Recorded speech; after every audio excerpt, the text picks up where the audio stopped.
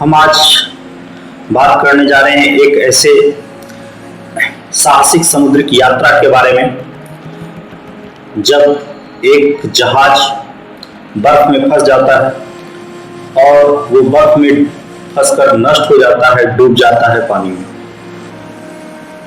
और एक ऐसी जगह जहां सिर्फ बर्फ ही बर्फ होता है और उस बर्फ में उस जहाज के यात्री उस बर्फ में अपना जीवन जीते हैं करीब 1 से 1.5 साल। उसी बर्फ में जहां न घास है, न पात है, कुछ भी नहीं है, वहां पर वो अपना जीवन गुजारते हैं कड़ाके की ठंड में। और 1.5 साल बाद तक उस बर्फ में फंसे रहने के बाद वो लोग सुरक्षित जीवित बच पाते हैं। इसी के बारे में एक रोचक कहानी है। ये बात है अर्नेस्ट शेकल्टन का एंड्योर्स अभियान। एक व्यक्ति था अर्नेस्ट शेकल्टन। इसको समुद्री यात्रा करने में और घूमने में बहुत आनंद आता था। हालांकि वो नेवी में भी था, सरकारी व्यक्ति था, नेवी में था। सरकार के द्वारा वो अनेक अभियानों पर जाया करता था। तो इसने इस बार सोचा था, पहले भी वो कई अभियानों को जा चुका था, इस बार उसने सोचा कि क्यों ना अंटार्कटिका पर जाया जाए। हम जानते हैं कि पृथ्वी के बीच में गर्मी है, लेकिन ऊपर और नीचे सर्दी है, ठंडक है, और बहुत ही ज्यादा ठंडक है। ऊपर वाले भाग को आर्कटिक सर्कल कहते हैं, नीचे वाले भाग को अंटार्कटिक सर्कल कहते हैं। तो उत्तरी ध्रुव ऊपर, दक्षिणी ध्रुव नीचे। इसके कारण दक्षिणी ध्रुव में बहुत ज्यादा तो ठंड है और वहां पे जो भी समुद्र है, पानी है, सब बर्फ ही बर्फ में बदल जाता है। तो इसी अभियान के तहत वो दक्षिणी ध्रुव की ओर बढ़ा, अंटार्कटिक सागर की ओर बढ़ा। और इस यात्रा में वो जब जा रहा था तो एंड्योरेंस जहाज पर वो बैठकर जा रहा था, वो और उसकी टीम।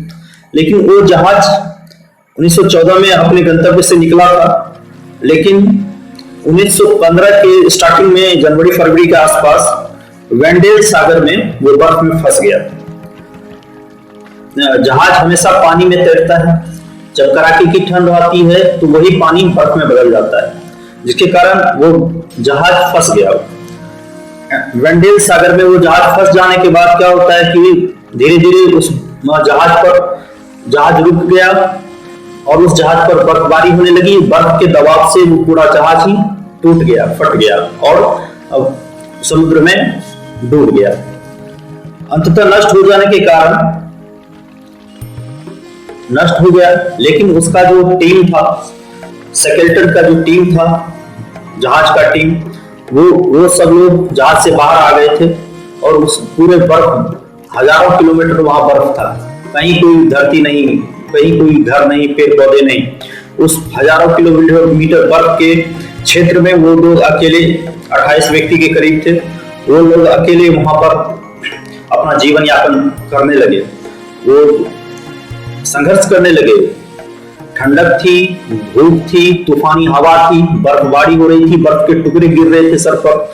इस प्रकार की सिचुएशन में वो लोग जीवित थे और उन्होंने अपने रहने के लिए तत्कालिक एक ओशन कैंप का निर्माण किया। ओशन कैंप को कुछ जो जहाज के जो तंबू थे, जहाज के जो मलबे थे, उससे मिलाकर कुछ अस्थायी ठिकाना रहने को बनाया उसने, उन लोगों ने। और ओशन कैंप में भोजन और पानी के लिए जो क्या व्यवस्था हो सकती थी, वहां तो कुछ था ही नहीं। फिर भी जो कुछ बचा था उसको वो लोग खा रहे थे। और वहां पर जो समुद्री इलाके में एक होता है, मछली होता है, मछली और पेंगुइन होता है, सील कहते हैं उसको। वहां के एक तरह का बड़ा भारी जानवर होता है सील और पेंगुइन।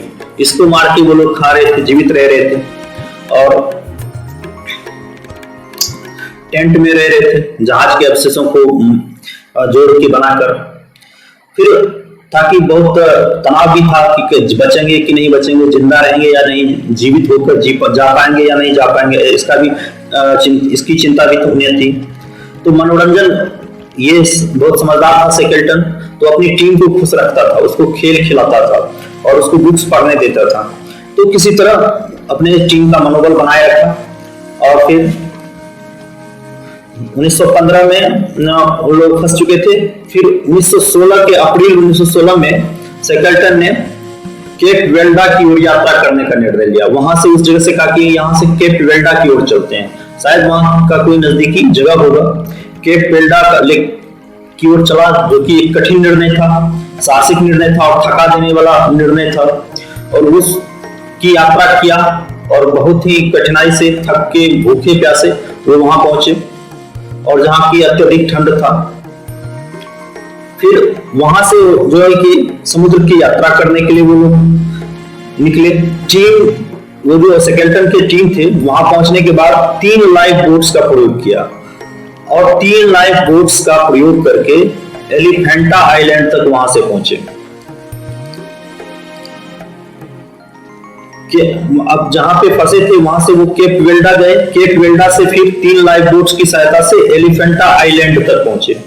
एलिफेंटा आइलैंड भी एक तरह का आइलैंड है, पानी से घिरा हुआ क्षेत्र है। वहां भी तूफान और ठंडक और बर्फबारी का सामना करना पड़ा, भूखा रहना पड़ा। एलिफेंटा आइलैंड पहुंचने के बाद फिर वहां से 5 सदस्यों के साथ, जैसे टीम में 28 सदस्य थे, तो उसमें से 5 सदस्यों के साथ जेम्स कैड नाम का एक छोटा जहाज था, उसमें शेकल्टन बैठता है अपने 5 सहयोगियों के साथ, और फिर वो साउथ जॉर्जिया पहुंच जाता है। साउथ जॉर्जिया पहुंच जाने के बाद तो कुछ काम होता है कि साउथ जॉर्जिया पहुंच जाने के बाद उन्हें राहत आती है। 5 व्यक्ति साउथ जॉर्जिया सेफ पहुंच गए। अब बाकी वहां जो भी अपने उसके दोस्त कैंप में बचे हुए हैं। तो एलिफेंटा आइलैंड पर जो है कि चले जाने के बाद एलिफेंटा आइलैंड पर जो बाकी बचे हुए उनके दोस्त थे, मित्र थे, टीम के मेंबर थे, उन्हें बहुत कठिनाई का सामना करना पड़ा। और लेकिन बचाव दल ने, शेकल्टन का जो बचाव दल था, साउथ जॉर्जिया से 3-4 बार आकर अपने जहाजों से आकर फिर से उन सब लोगों को बचा लिया। और इस प्रकार से लगभग इतने समय में ये सारी यात्रा करते करते लगभग 1.5 साल का वक्त गुजर चुका था। और 30 अगस्त 1916 को शेकल्टन ने पूरे अपने मेंबर को सही सलामत जीवित बचा लिया उस बर्फ के तूफान से और उस बर्फ के जमीन से, नहीं तो वो बर्फ की जमीन सबको खा जाती। और इस प्रकार हम देखते हैं कि साहस और धैर्य के माध्यम से एक बीच समुद्र और एक सुनसान जगह पर, ऐसी जगह पर जहां पे कोई भी ठिठुर कर मर जाएगा, ऐसे जगह पर अपनी पूरी टीम को साल भर 1.5 साल तक जिंदा रखा और सकुशल वापस लाकर अपने साहस का परिचय दिया। और ऐसे साहसी व्यक्तियों का लोग दुनिया में नाम याद रखते हैं। धन्यवाद।